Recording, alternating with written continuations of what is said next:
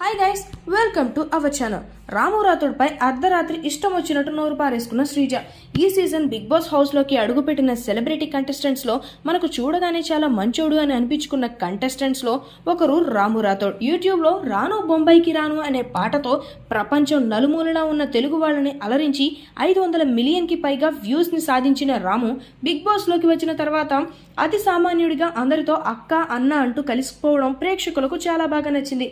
హౌస్లోని contestants ఇప్పటికీ కొంతమంది మాస్కులు పెట్టుకుని తిరుగుతున్నారు, కానీ రాము రాథోడ్ మాత్రం ఎలాంటి మాస్క్ లేకుండా చాలా స్వచ్ఛమైన మనసుతో మొదటి రోజు నుంచి ఉన్నాడు.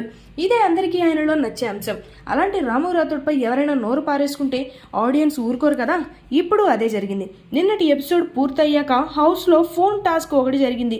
ఈ టాస్క్లో శ్రీజ రాము రాథోడ్పై నోరు పారేసుకోవడం చాలా అన్యాయం అనిపించింది.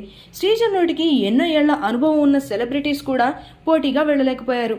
ప్రతి ఒక్కరిపై ఆమె నోరు వేసుకొని పడిపోతూ ఉంటుంది. సొంత టీం సభ్యులే ఆమె నోటిని భరించలేక పక్కకి వెళ్ళి ఏడ్చుకున్న సందర్భాలు చాలానే ఉన్నాయి. నిన్న కూడా అదే జరిగింది.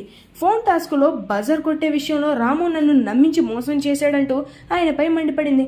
దీంతో రాము రాథోడ్ కన్నీళ్లు పెట్టుకున్నాడట.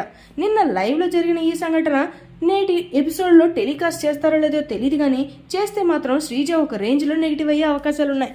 ఈ వీడియో మీకు నచ్చినట్లయితే లైక్ చేయండి, షేర్ చేయండి, సబ్స్క్రైబ్ చేయండి. Thanks for watching.